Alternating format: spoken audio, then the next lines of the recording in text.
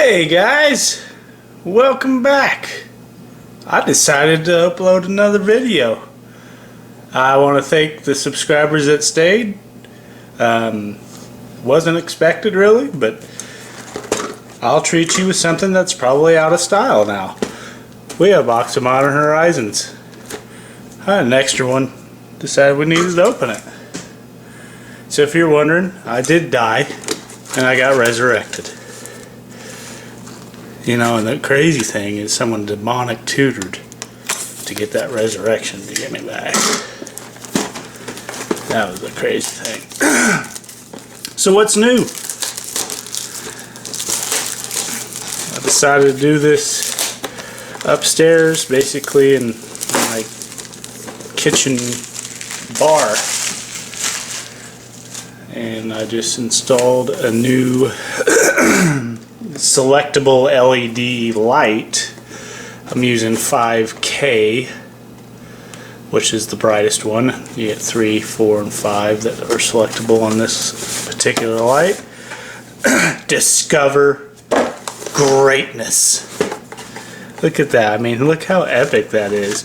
So I had to pull up TCG Player price list just so I know what's what. It's one thing that I've noticed about Magic is it's getting very, you know, I guess monetized, would it be say?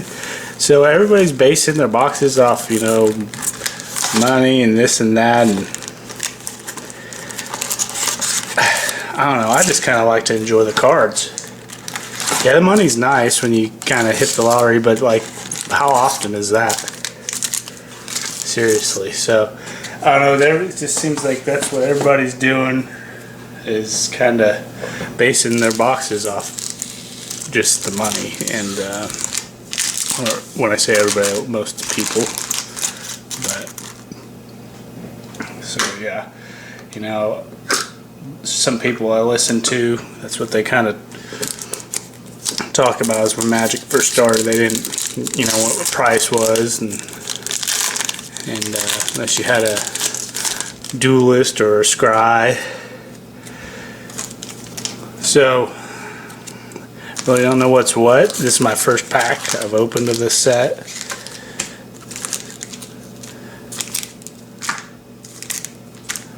Let's go like that. So I don't know if the rare's up front. So you got this little token thing, whatever these things are, a land. Oh, and the cloud shedder. Sliver. Flying in haste.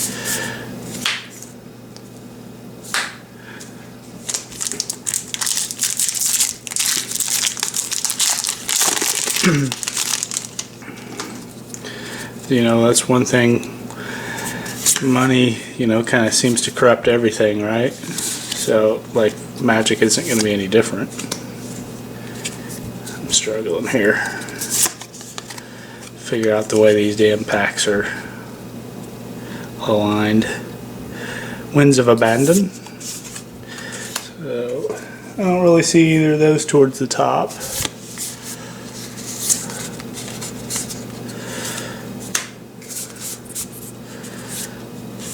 And I'll probably just go back through and look at the cards, because I hadn't even really looked. I know, like, Ren and 6 and the Teferi, like, I've watched a couple box openings, that's about it. And when I say a couple, like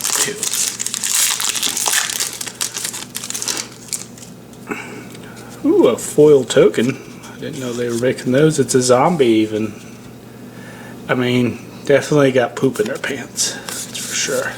Altar of Dementia, they reprinted that, huh? Sweet.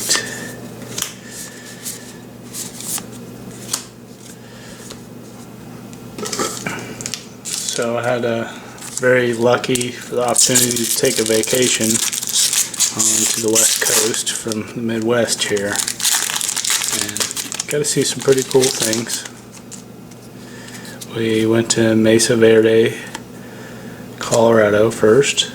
That's pretty cool. Genesis. Blah. Might be a good card, but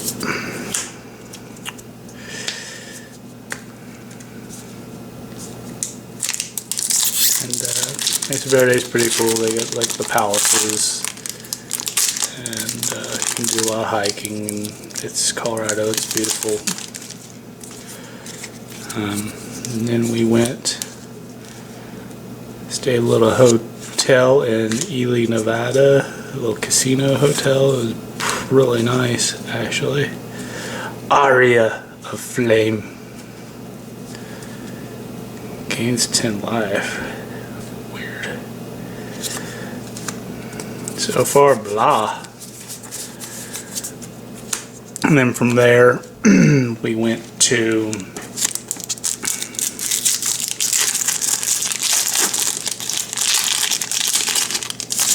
Lake Tahoe. Did some fishing, caught some Mackinac Lake trout. That's a pretty wicked picture. So your rares just boom right there. Yawgmoth, Thran, Physician. Pro Humans. What a lucky guy. Oh, Grave Shifter. That's not a Grave Digger, it's a Changeling. It's a Grave Digger that's a Shapeshifter. Cool. Shenanigans. So Lake Tahoe was pretty cool, and then we went to the Redwood Forest after that.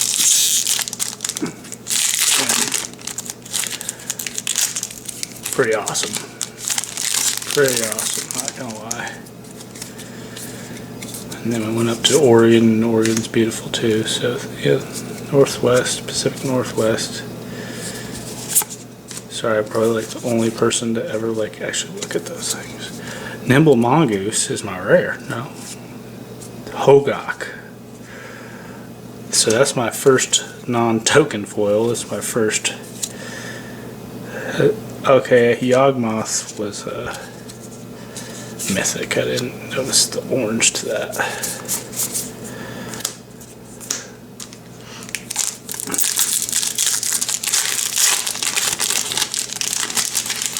So yeah, I was gone a half a month for that.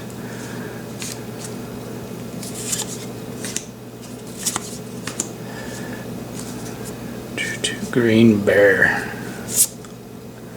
Ayula's influence, the cultivator.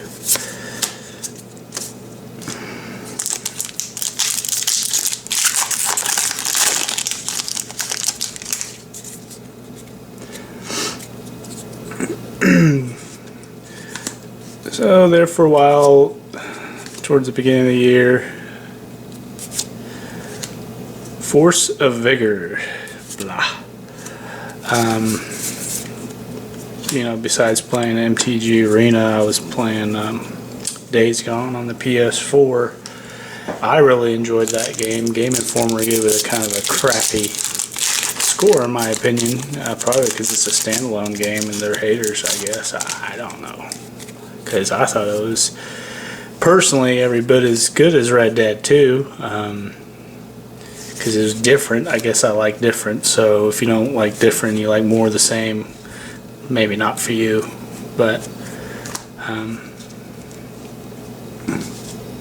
you know, you get to fight hordes of freaking zombies and epic battles and get killed, overran by zombies out of nowhere. Just and if you got a pretty good surround, or a decent, at least like a 5.1 surround, it's pretty crazy, you know, having that cranked. And Uyula, hearing a horde slowly come up to you, you know, you hear them, and you hear it get a little louder, but lots of them, you know. And next thing you know, it's epic. And I thought it had a decent collected conjuring. That looks pretty crazy. Dude's face. Oh, Wall Blossoms. Such a great card. I used to run a deck way back when there was Type 1.5 that ran this pretty jank stall out deck that wasn't very fun to play, and I didn't have the patience to play that type of deck. But they had like a college scholarship fund thing for the winner of these local gaming stores. I don't remember if it's like $5,000 or something. And I played, and I made it to the finals with that deck. It ran like Null Brooch for counters, countering stuff, and Snaring Ridge, and then Wall of Blossoms, and then you would sack the Wall of Blossoms, or return it. I can't remember. Return it with Null Brooch for sacrifice. It's been so long ago. I mean, I'm talking, what was that, 15 years ago, maybe longer? Force of Virtue. But making to the finals, and I had my opponent locked down, and it was just a matter of like literally drawing your deck out one turn at a time. And I played too many spells. He saved up his spells, and I could only cast like 2 counter spells or something, and he ended up casting 3 spells, and like Tranquility or something wrecked me. But I was at the point where I was like, I knew at that point in my life, I was like, I'm not going to college, I don't give a shit. And, granted, I was probably like 17 or 18 years old, so I guess it's probably closer to 20 years ago. But,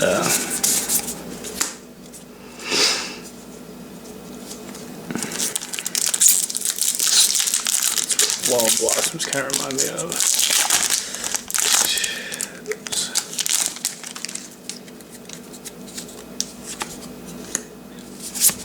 Ooh, Sword of Truth and Justice.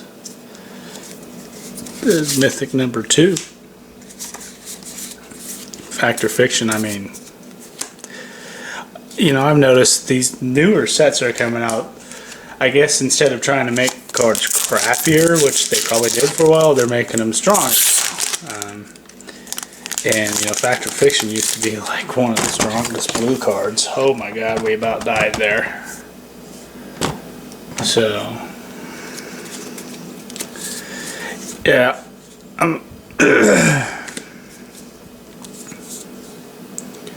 epic. A Lesser Mastercore with Sunbaked. That's, I'm guessing that's a decent, it's a good rare land.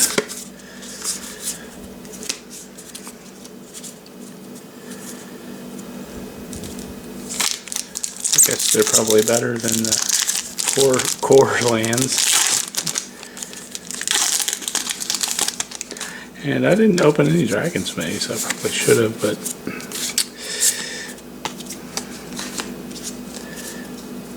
Scrapyard Recommoner. I don't like the way these packs are. Just so you know, I'm not a big fan.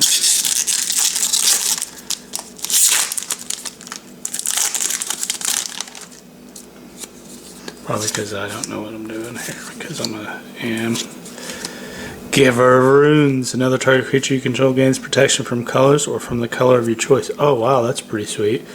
So it's like a better Mother of Runes because it's a 1/2 instead of a 1/1. It says another target creature. I think Mother Runes any creature. And it's just, I don't know if it's your control or not. But that's like one of the few cards where like it gives protection from colorless. That's pretty neato.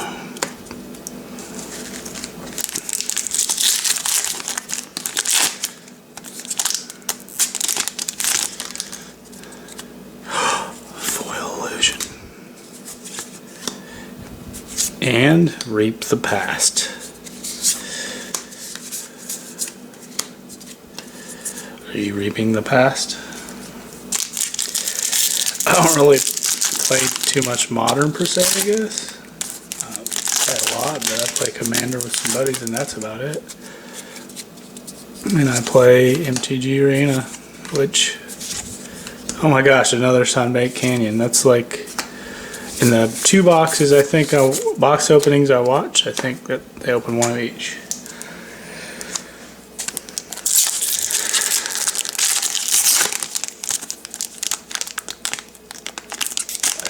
I live probably like 20 minutes from the closest game store, Magic Game Store, and Deep Forest Hermit. I'm just this guy. I'm a Deep Forest Hermit, so I don't really go out. I go to pre-release sometimes, but it's just, as far as tournaments goes, I'm just tired of, there's just so many people cheating. But the other way I could look at it is maybe I should go bust some people cheating.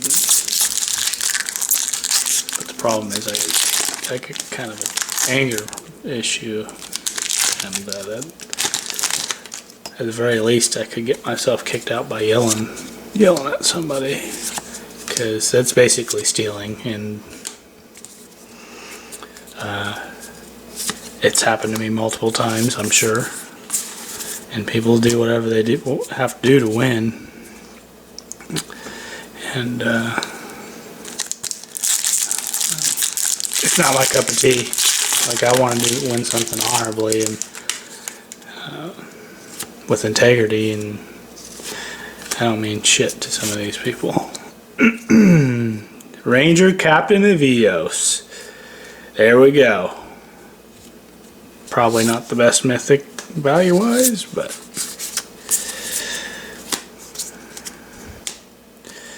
I mean, and then it even happens, like, I haven't played FNM for so long, but like at pre-releases it happens. Like, just thick as thieves, because that's basically what it is. It's stealing. So, oh my god! Holy shit! That is the bombest mythic foil I've ever pulled. And ironically, guess where I got this box from? I joined Rudy as a patron, and this is the first patron purchase I made from him. It was a deal where he did 4 boxes of Modern Horizons and 3 boxes of 2020. And so I've bought some Modern Horizons, but they're all boxed up and still in the cases.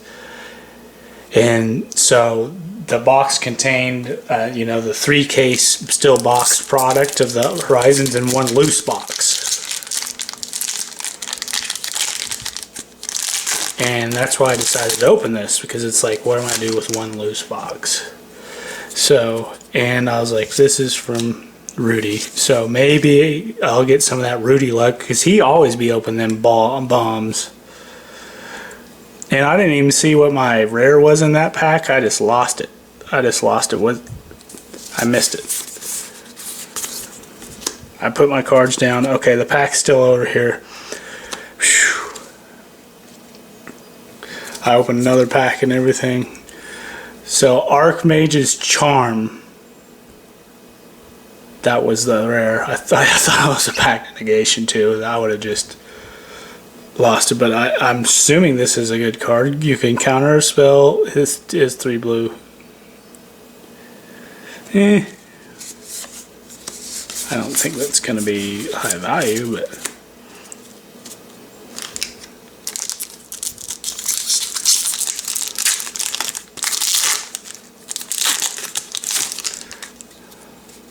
I mean, damn. Might have to go buy another one of these. A regular cohort. I'm a regular cohort. Nether Spirit. Epic. At the beginning of your upkeep, if this is the only creature in your graveyard, you can return it. Pictures are ridiculous.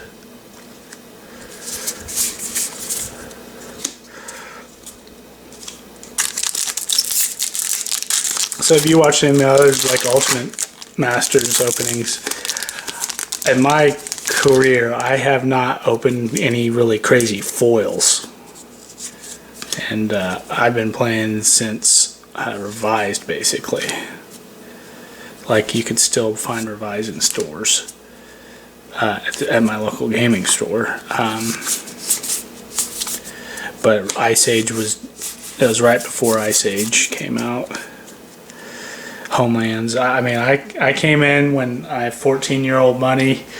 You know, I could buy 1 pack a week if I was lucky. And what do you get? Homelands. Well,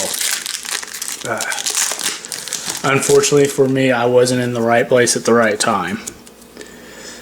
And then Fallen In Brothers came out, and even back then I was like, man, this stuff's kind of jank. Like the saplings are cool and everything, but that was when Scry was out. Merit Lage's Slumber kind of looks like the Dark Depths. I'm assuming it's the same artist. But I remember looking at the prices, and I was like, man, I'm just dumping money. You know, that was like the first time where I actually was like, a set actually deterred me from buying it because it was a waste of money. Like, back in the, at least, like when Alliances came out, I remember that's when I was 16 and I had a job. And, Ninjutsu, the Fallen Shinobi. I'm pretty sure I bought a box. And, or maybe it was just 1 pack, because that's all I had the money for, because I came from nothing. So if either is Christmas, ooh, the Morathon, the Boundless, it looks creepy. Oh my god, we're gonna die again, guys. On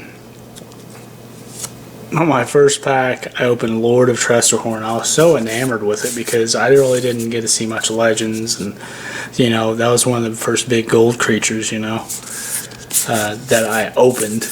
And back then, like, you know, bigger is better type deal, like, and it just wasn't. It was a 10-4, I think, with crazy ass abilities. But you had to do like sacrifice a creature, and there was really a lot of drawbacks. So I thought it was an awesome card, and it ended up sucking. But you know, back in those days, it wasn't like a known thing to call it speculating. But I remember I played the Tempest pre-release, and I opened a Curse Scroll, and I played it, and I destroyed people with it. The only reason I lost and didn't make top 8 was because I got cheated. And how did I get cheated? With Scroll Rack. The guy I was playing, I was 16, it was like round 7 or 8, so I was tired. I thought that was a rare land. And the Goblin Engineer, he would do the Scroll Rack and put all the cards from the Scroll Rack in his hand. Not to the side, he didn't switch them, he combined his hand. When I read it, I was confused, and I'm just like, oh, this card is good, and yeah, Tim'd out, and he freaking screwed me. And like when I say I've been cheated multiple times, it's a lot, and I've had, it just makes me really upset, and that's why I don't go, because I don't want to freaking do something I regret. And I'm not talking like crazy, like shoot people up or anything, but like snatch somebody up, you know. I don't get upset enough where I want to go do some mass shooting, you know. I'm not that white. Oh, did I say that? That's wrong. That is wrong. I mean, yeah. But anyways, I've been cheating enough that where I caught someone, I'd be liable to want to smack the taste out of their mouth. Ooh, that's another land. So that's 3 lands. If we're playing casually to it, I'm going to laugh and I'm going to point it out and stuff. But when there's money on the line, and especially when, you know, that was a different, I bubbled. I think I got 9th or 10th and didn't make top 8 at that pre-release. See, it got me so flustered, it got me off the story. But anyways, I ended up getting that, and I was like, man, this is a good card. So when I came back to my hometown, I was trading everybody for them, and I was trading, you know, I was getting really good deals for them, is what I should say. So I don't know what just happened here. Did I lose my rare in this pile? But oh, there it is, the sliver. Anyways, that was one of the first cards I really hit big on. I traded for about 20 of them, then they went up to 20 bucks a piece, and I was trading for them for like, you know, 5 bucks a piece, if that. So that's how I came up and started a lot of my old school collection that ended up getting screwed on anyways. But here I am now, opening a foil Rena 6. And if you're watching, I hope you enjoyed me not getting hosed and getting taken to Hose Town by Rudy. I got hooked up. Thanks for watching. Have a great day.